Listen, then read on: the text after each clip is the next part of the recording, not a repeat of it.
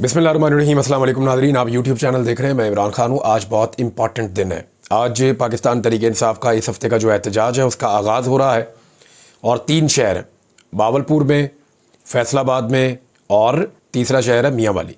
इन तीनों के अंदर एहतजाज हो रहा है और जो वार्म अप हुआ है उसको देखकर लगता है कि पाकिस्तान तहरीक इंसाफ के कारकुन और आम शहरी बहुत बड़ी तादाद में अदलिया की हिफाजत के लिए और जो आइन की सरबलंदी के लिए, जो कुछ आइन के साथ इस मुल्क में हो रहा है, आइन पर हमले को रोकने के लिए, चीफ जस्टिस की तौसीक को या एक्सटेंशन को रोकने के लिए, आइन के साथ जो खिलवाड़ हो रहा है उसको रोकने के लिए मौजूदा हुकूमत के इक़दामात के ख़िलाफ़ शहरी बहुत बड़ी तादाद में निकलेंगे। फैसलाबाद में हमने देखा लोग वार्म अप हो रहे थे, नौजवान बहुत बड़ी तादाद में निकले थे। मियाँ वाली के अंदर हमने देखा पहले से लोग शुरू हो गए थे, इसी तरह बावलपुर के अंदर भी। लेकिन तीनों जगह पे हुकूमत ने बहुत बड़े पैमाने पर कंटेनर लगाना शुरू कर दिए। हर जगह पे जो है वो सड़कों पे कंटेनर नज़र आ रहे थे। धड़ाधड़ हुकूमत कंटेनर पकड़ रही थी। दुनिया कहाँ से कहाँ पहुँच गई है। ईरान ने इसराइल पे हमला कर दिया, हमारी हुकूमत जो है वो कंटेनर पकड़ रही है और कंटेनर पकड़ पकड़ के सड़कों पे लगा रही है कि लोगों के एहतजाज को किसी तरह रोकना है। तो बहुत बुनियादी चीज़ में फंसी हुई है कि हुकूमत को बचाना कैसे है। मुल्क को बचाने का किसी को एहसास नहीं, इकॉनमी को बचाने का किसी को एहसास नहीं, खित्ते में क्या हो रहा है किसी को कोई परवाह नहीं है, दुनिया में क्या हो रहा है, दुनिया कहाँ जा रही है, किसी को कोई परवाह नहीं है। परवाह है तो सिर्फ 2-3 चीज़ों की। एक चीज़ क्या है कि किसी तरह भी ये हुकूमत बच जाए। दूसरी चीज़ क्या है, कभी भी हमारे केसेस दोबारा नहीं खुलने चाहिए। यानी 2 चीज़ें तो बहुत इंपॉर्टेंट है। एक तो हुकूमत बचनी चाहिए, हमारे केसेस कभी नहीं खुलने चाहिए, और तीसरा जो है कि इमरान खान को किसी तरह अंदर रखे, उसको बाहर नहीं आना चाहिए। इन 3 चीज़ों के लिए ये लोग किसी भी लेवल तक जा सकते हैं।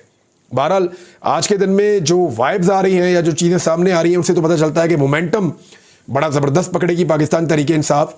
और तीनों शहरों से जो विजुअल्स आएंगे आपको दोपहर के बाद, वो आपको बता देंगे कि मियाँ वाली में क्या हुआ, फैसलाबाद में क्या हुआ और बहावलपुर में क्या हुआ। इन तीनों शहरों से जो विजुअल्स आने वाले हैं, यानी मैं आई कैन गैस, और मेरी पाकिस्तान तहरीक इंसाफ के लोगों से बात हुई है, वो ये कह रहे हैं कि जी हमारे ऊपर बहुत छापे पड़े हैं, इन्होंने गिरफ्तारियां भी की हैं, इन्होंने बदतमीजी भी की है और पुलिस ने जो है वो कंटेनर्स भी लगाए हैं, रास्ते भी बंद किए हैं, आंसू गैस की शेलिंग के लिए भी बंदोबस्त किया है, लोगों के साथ लाठी चार्ज और लड़ाई का बंदोबस्त भी किया है। लेकिन ये उतना जुल्म नहीं कर पाएंगे जितना इन्होंने रावलपिंडी में किया था। रावलपिंडी में तो इन्होंने एक अजीबोगरीब सूरत पैदा कर दी थी ना। रावलपिंडी में तो एक जंग जैसी सूरत पैदा कर दी थी, लोगों के ऊपर जुल्म और सितम की इंतहा कर दी थी। इसके बावजूद लोग वहां पे पीछे नहीं हटे, बल्कि उन्होंने जबर का मुकाबला किया और उन्होंने अपना एहतजाज रिकॉर्ड करवाया। उन्होंने कहा जी हम अदलिया के साथ खड़े हैं, आइन के साथ खड़े हैं। तो लोग तो जजेस के साथ और आइन के साथ खड़े हैं, लेकिन जजेस कहाँ खड़े हैं उस पर बाद में बात करते हैं। अब जैसे जैसे विजुअल्स आएंगे हम आपके साथ शेयर करेंगे, ना सिर्फ शेयर करेंगे बल्कि इसके ऊपर मैं आपको दोपहर के बाद वीलॉग में एक सिचुएशन बताऊंगा कि एहतजाज का क्या बना और मामला कहाँ तक पहुँचे हैं। इमरान खान साहब की हिकमत अमली के तहत अभी ये एहतजाज जैसे ही ख़त्म होगा तो हुकूमत को मौका ही नहीं मिलेगा। हालांकि हुकूमत पहले से तैयारियां कर रही है, कंटेनर लगा रही है, एक के पीछे एक, एक के पीछे एक कंटेनर लगाती चली जा रही है हुकूमत, और वो बंदोबस्त कर रही है।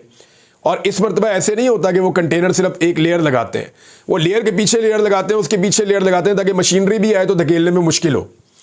तो इस वजह से जो है वो रुकावटें दूर करना थोड़ा सा मुश्किल रहता है। लेकिन कंटेनर तो कंटेनर है और अवाम फिर अवाम है। अवाम साइडों से निकल कर भी आ जाते हैं, नीचे से निकल कर भी आ जाते हैं, उनको घसीट के साइड पे भी कर देते हैं। तो कुछ ना कुछ करके लोग अपना रास्ता बना लेते हैं। अब अली अमीन गंडापुर साहब से मेरी बात हुई। जब तीनों शहरों में आज एहतजाज हो रहा होगा तो उस वक्त आज ही अली अमीन गंडापुर साहब अपनी हिकमत अमली बताएंगे डी चौक के अंदर होने वाले एहतजाज के हवाले से, क्योंकि उनकी इमरान खान साहब से मुलाकात हुई थी और इमरान खान साहब ने चिट्टा इनकार कर दिया था साफ। उन्होंने कहा जी किसी सूरत नहीं, ये एहतजाज मैं मौखर नहीं करूँगा, मैंने ये एहतजाज करना है।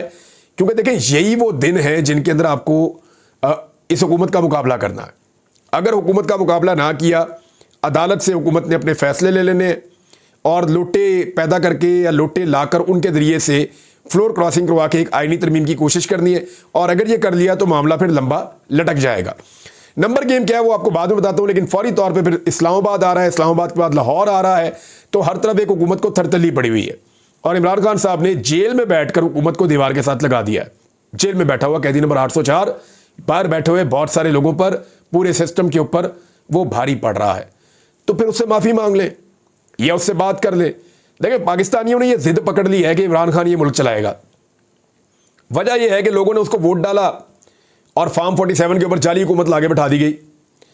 अब अगर यहां पे असली हुकूमत होती तो लोग उसके ऊपर ट्रस्ट करते, लेकिन लोगों की मंशा के खिलाफ एक हुकूमत बनाई गई है तो लोग इसलिए उसके ऊपर रिस्पॉन्ड कर रहे हैं, रिएक्ट कर रहे हैं, जगह जगह निकलते हैं, प्रोटेस्ट भी करते हैं, आवाज़ उठाते हैं और इंतज़ार कर रहे हैं कि कब उनकी बात सुनी जाएगी।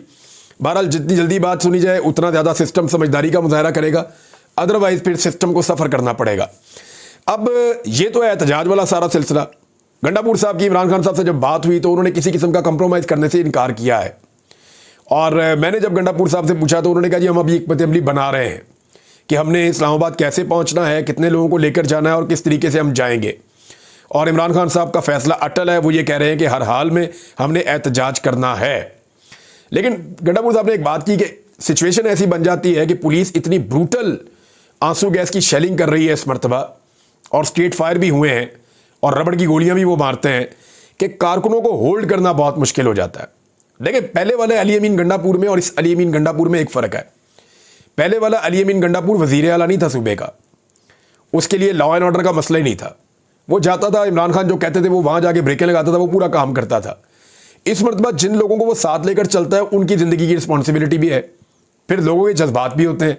जब सामने से लगातार मारा जा रहा है, बार बार मारा जा रहा है, तो आप कब तक लोगों को होल्ड कर सकते हैं? तो तसादुम से गुरेज करना बड़ा मुश्किल है। ये सिचुएशन मुझे समझाई उन्होंने, उस दिन भी कहा था, आज भी कहा कि मेरे लिए सबसे बड़ा चैलेंज ये होता है कि मेरे साथ जो लोग जाएं वो पुरअमन रहें, क्योंकि दूसरी जानिब से लगातार इश्तियाल दिलाया जाता है और इतना तशद्दुद किया जाता है कि लोग परेशान हो जाते हैं। अब ये सिचुएशन है जिसको फेस करना पड़ेगा, देखते हैं ये कैसे फेस करेंगे। बहरहाल 3 शहरों के एहतजाज के बाद अब शक्ल क्या निकलती है पंजाब में पाकिस्तान तहरीक इंसाफ के एहतजाज की, वो आपको आज शाम तक पता चल जाएगा। नौजवानों ने अपने आप को काफ़ी वार्म अप किया है और वो हमने देखा है। अब आ जाए आप इस मामले पे कि जो कुछ अदालत में हो रहा है, इस हवाले से शहर इक़्तिदार में ये खबरें गर्दिश कर रही हैं और बहुत सारे लोग ये बात कर रहे हैं, कानूनी हल्के, ख़ास तौर पे कानूनी हल्के ये बात कर रहे हैं कि कुछ बहुत बड़ा होने वाला है सुप्रीम कोर्ट ऑफ पाकिस्तान में।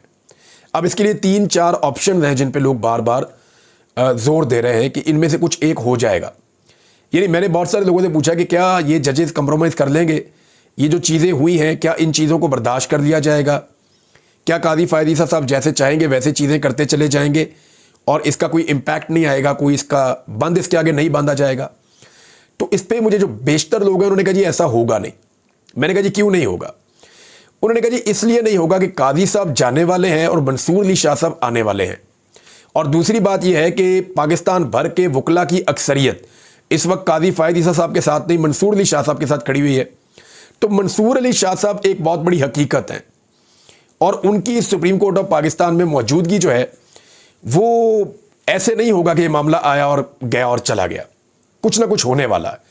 क्या होने वाला है वो मैं आपको बाद में बताता हूँ, लेकिन एक बड़ी इंटरेस्टिंग फैक्ट है, बहुत ज़बरदस्त चीज़ आपके सामने रखता हूँ। कादी फ़ायद ईसा साहब के बाद चीफ जस्टिस बनना था जस्टिस इजाजुल एहसन साहब ने। वो एक इंतहाई शरीफुन नफ्स इंसान थे और बड़े पोलाइट इंसान थे इजाजुल एहसन साहब। उनको इस तरह के हालात का शिकार कर दिया गया कि वो परेशान हो गए। मुझे कई दोस्तों ने कहा कि उनकी फैमिली की वजह से वो परेशान हो गए और उन्होंने कबल अज़ वक्त रिटायरमेंट ले ली और वो चले गए खामोशी से, निजी वजूहात बता के। उन्होंने कहा जी मैं जा रहा हूँ, मैं रिटायरमेंट ले रहा हूँ। कुछ साफियों का ये कहना है कि ये कादी फ़ायद ईसा साहब की ख्वाहिश पे हुआ था कि 2 जजेस से मैंने जान छुड़ानी है, एक जस्टिस इजाजुल एहसन साहब और एक जस्टिस मज़ाहिर नकवी साहब। तो शायद इनकी ख्वाहिश के ऊपर दोनों जजेस चले गए। अब हुआ यह कि नीचे से आगे मंसूर अली शाह साहब। मंसूर अली शाह साहब की जगह अगर आज जस्टिस इजाजुल एहसन साहब होते तो इस तरह से कभी भी ना रिएक्ट कर पाते, ना इस तरह से कभी भी रुकावट बन पाते और ना कादी फ़ायद ईसा साहब के लिए इतनी मुश्किलात होती, क्योंकि जस्टिस इजाजुल एहसन साहब एक नरम आदमी थे, निस्बतन जो है वो इतने हार्ड आदमी नहीं थे। लेकिन जस्टिस मंसूर अली शाह साहब जो है वो बहुत स्ट्रेट फॉरवर्ड और सीधे आदमी है और उनके साथ जो है वो फड्डा डालना आसान भी नहीं है कादी फ़ायद ईसा साहब के लिए या किसी के लिए भी, गवर्नमेंट के लिए, इवन एस्टेब्लिशमेंट के लिए भी। तो खुद ही एक ऐसे आदमी को निकाला गया कि उसके बाद दीवार आगे सामने खड़ी हो गई जो जस्टिस मंसूर अली शाह साहब है।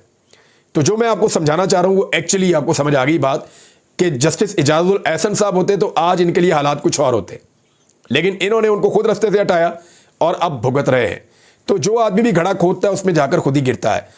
पर अभी जस्टिस मंसूर अली शाह साहब की बारी है, उन्होंने चीफ जस्टिस बनना है। जो ऑप्शन आ रहे हैं सुप्रीम कोर्ट से वो क्या है? नंबर 1 तो लोग ये कह रहे हैं कि जजेस लेटर्स लिख सकते हैं, दो ये भी कह रहे हैं कि फुल कोर्ट बुलाया जा सकता है और इसका मुतालबा किया जा सकता है। नंबर 3 ये भी कह रहे हैं कि जो सीनियर तरीन जजेस हैं वो खुद भी फुल कोर्ट की एक मीटिंग बुला सकते हैं और उसमें 2/3 जजेस की अक्सरियत, कई लोग कह रहे हैं 13 जजेस, कई लोग कह रहे हैं 14 जजेस, ये उसके अंदर शिरकत कर सकते हैं। और इतने ज़्यादा जजेस अगर इकट्ठे बैठ जाते हैं और इस सारी चीज़ों पे अदम एतमाद करते हैं तो फिर काजी फायद ईसा साहब के पास कोई ऑप्शन नहीं रहेगा। जजेस की जो इस वक्त गंभीर खामोशी है ये किसी तूफान का पेशखम है। बहुत सारे लोग ये कह रहे हैं, देखते हैं कि ये होता है या नहीं होता। लेकिन अगर जजेस आज खड़े ना हुए तो इस बात पे सबका इत्तफाक है तो फिर ये दोबारा कभी खड़े नहीं हो पाएंगे, क्योंकि अदलिया का हुलिया इस तरह का बिगाड़ दिया जाएगा इस आईनी तरमीम के बाद कि फिर जिसको वज़ीर आज़म कहेंगे पॉलिटिकल किस्म के जजेस आएंगे, कंप्रोमाइज़ किस्म के जजेस आएंगे।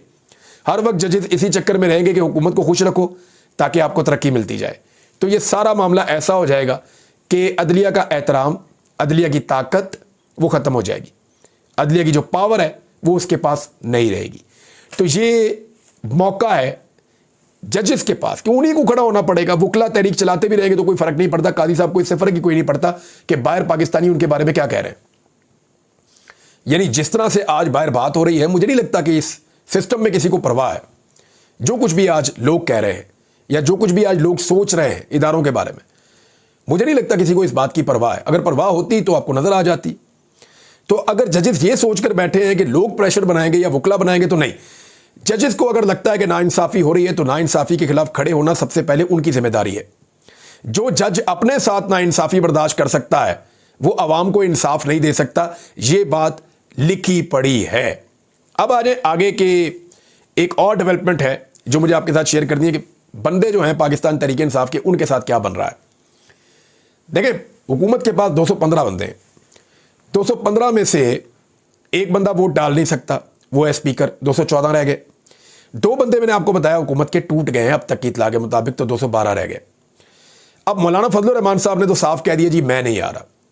अगर उनके 2-3 लोटे बन भी गए 63A के फैसले के बाद तो भी ये मैक्सिमम मिला के 214-15 तक चले जाएंगे, चले 16 तक चले जाएंगे। फिर भी इनको पाकिस्तान तहरीक इंसाफ के अंदर से, जो पाकिस्तान तहरीक इंसाफ के बंदे हैं, उनमें से 8-9 बंदे इनको तोड़ने पड़ेंगे। जो मर्जी कर ले, 8 से 9 बंदे इनको तोड़ने पड़ेंगे। क्या तहरीक इंसाफ में से 8 से 9 बंदे टूट सकते हैं? मेरी अब तक की इंफॉर्मेशन के मुताबिक जो फिगर है मैं आपको बता देता हूं।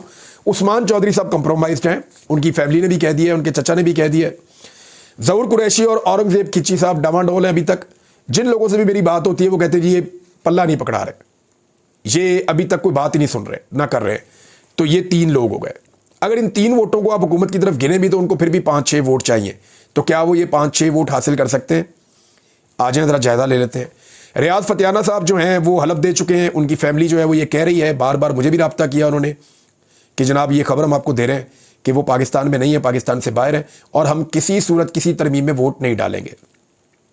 अली शाही वो भी पाकिस्तान से बाहर है और वो भी कहते हैं जी वोट नहीं डालेंगे। साहबजादा महबूब सुल्तान और साहबजादा अमीर सुल्तान, ये दोनों जंग से दोनों भाई एमएनए बने और इनका मामला भी जो है वो बड़ा क्रूशल था। इनके ऊपर बहुत सख्ती भी हुई, लेकिन दोनों पाकिस्तान से बाहर हैं और इन्होंने ट्वीट भी किया था और इनका भी ये कहना है कि हम वोट नहीं डालेंगे आईनी तरमीम के हक में। तो ये वो बंदे हैं जिनके ऊपर अभी हुकूमत का इन्हिसार है कि ये बाहर से आएंगे और आकर वोट डाल देंगे, लेकिन ऐसा लगता नहीं। बाकी जितने कमज़ोर बंदे थे पाकिस्तान तहरीक इंसाफ के, जिन पे उनको शक था कि ये कहीं इधर उधर हो जाएंगे, उन सबको पाकिस्तान तहरीक इंसाफ ने काबू करके अपनी जगह पे पहुंचा दिया और उनको वहां पे अपनी निगरानी में रखा हुआ है। तो वो बंदे तो पाकिस्तान तहरीक इंसाफ ने काफ़ी हद तक हैंडल किए हुए हैं। अब इनमें से जो है वो चंद लोग जो है वो इंतज़ार कर रहे हैं हालात का कि हालात के मुताबिक हम फैसला करेंगे। अगर तो इधर जाना होगा इधर चले जाएंगे, उधर जाना होगा उधर चले जाएंगे। तो ये सारी चीज़ें इमरान खान साहब को रिपोर्ट हो रही हैं।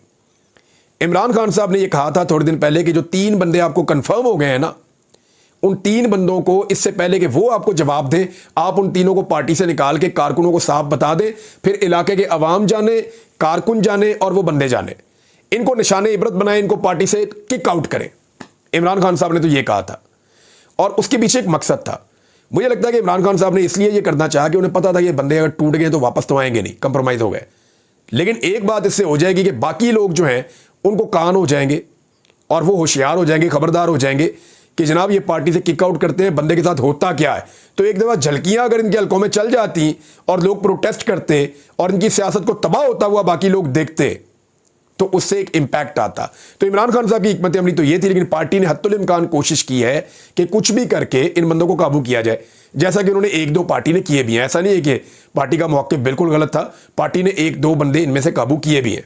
ब्रिगेडियर असलम घुम्मन साहब है, उनकी पूरी फैमिली ने, उन्होंने खुद यकीन दिलाया और बार बार दिलाया कि जनाब मैं कहीं नहीं जा रहा, मैं इधर उधर कहीं वोट नहीं डालूंगा। जैसे रियाज फतेहाना साहब की फैमिली है, जैसे एक और साहब हैं जो काफ लीग में चले गए थे, चौधरी इलियास साहब, वो भी शायद अब वोट नहीं हुकूमत को मिलता। एक दो और लोग भी हैं, अभी मैं नाम नहीं ले रहा, लेकिन फ्यूचर में आपके सामने आ जाएंगे। अली अमीन गंडापुर साहब की एक मुलाकात हुई है मंजूर पश्तीन से। अच्छा, ये एक बहुत इंपॉर्टेंट इशू है जो आने वाले दिनों में उठेगा।